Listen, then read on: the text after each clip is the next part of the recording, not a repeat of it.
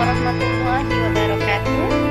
Anak-anakku sekalian, jumpa lagi dengan Miss Dede dari SMK Karya Guna Bakti 2 Kota Bekasi. Assalamualaikum warahmatullahi wabarakatuh. Alhamdulillahirabbil alamin. Akhirnya tingkat 12 yang tahun lalu tidak ketemu dengan Miss Dede, tahun ini ketemu dengan mata pelajaran yang sama seperti tahun lalu yang Miss pegang, yaitu otomatisasi dan tata kelola sarana dan prasarana. Miss tahu tahun lalu kalian diajar oleh Ibu Madia ya. Jadi tahun ini diajar oleh Miss Dede.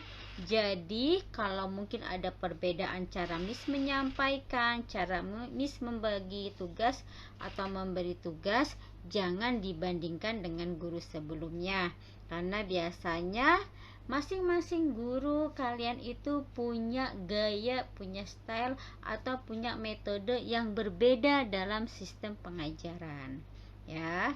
Nah, apa saja yang akan kalian pelajari di 1 tahun ke depan? Karena sekarang sudah naik tingkat, maka bobot yang akan kalian pelajari pun akan sedikit lebih berat.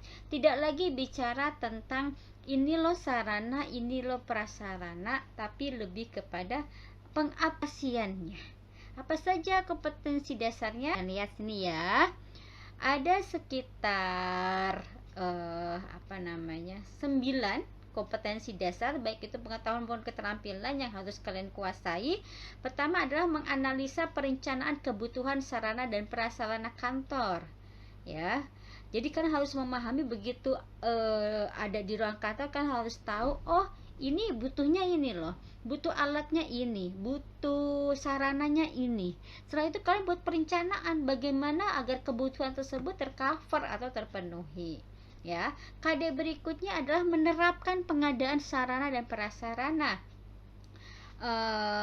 Diajukan kepada pimpinan, kemudian diadakan, dibeli. Bagaimana cara pengadaannya nanti akan kita pelajari ya. Kemudian KD berikutnya adalah menerapkan penerimaan, penyimpanan dan penyaluran sarana dan prasarana. Kemarin sudah direncanakan, kemudian melakukan pembelian. Nah, ketika barang datang kita menerima, bagaimana sistem penerimaannya, seperti apa administrasinya.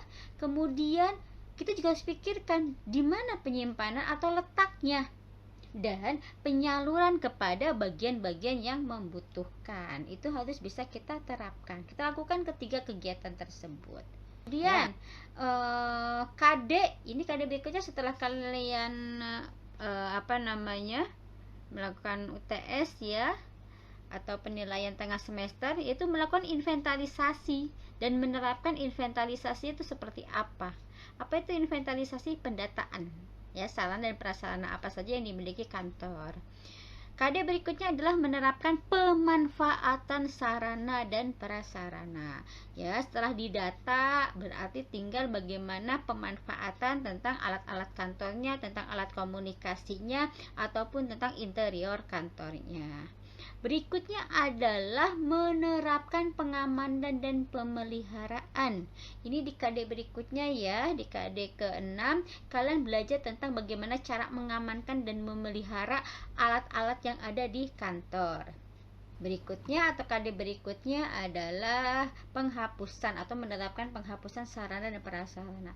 Tidak semua barang itu akan layak pakai. Setiap tahun akan mengalami penyusutan, dan sebagai seorang admin, mungkin administrator, kan harus punya cara bagaimana cara menghapus sarana dan prasarana yang mungkin sudah tidak terpakai lagi di kantor ya. Kemudian menerapkan penyimpanan dokumen administrasi ya. Tadi ada proses inventarisasi, itu berarti kita punya dokumen atau data tentang sarana dan prasarana yang ada. Bagaimana sistem penerapan penyimpanannya agar aman. Kemudian terakhir adalah kita mengevaluasi administrasi sarana dan prasarana dengan membuat laporan.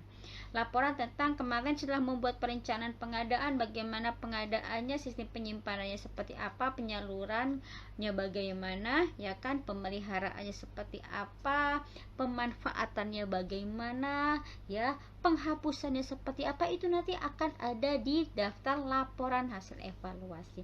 Itu nanti akan kalian pelajarin selama 1 tahun ke depan, ya. Semoga semakin expert setelah kemarin tahun lalu belajar dengan Bu Madia, katanya bagus-bagus, pintar-pintar nih belajar sarana dan prasarananya.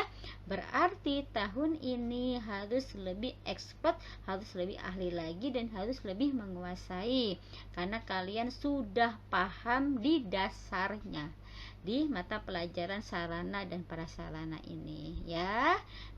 Tahun depan kita jumpa lagi, atau 1 tahun ke depan jumpa dengan Miss, bersama Miss. Mudah-mudahan nanti apa yang akan Miss sampaikan bisa kalian pahami dengan baik. Mohon kerjasamanya ya. Terima kasih. Wabillahi taufik wal hidayah. Wassalamualaikum warahmatullahi wabarakatuh.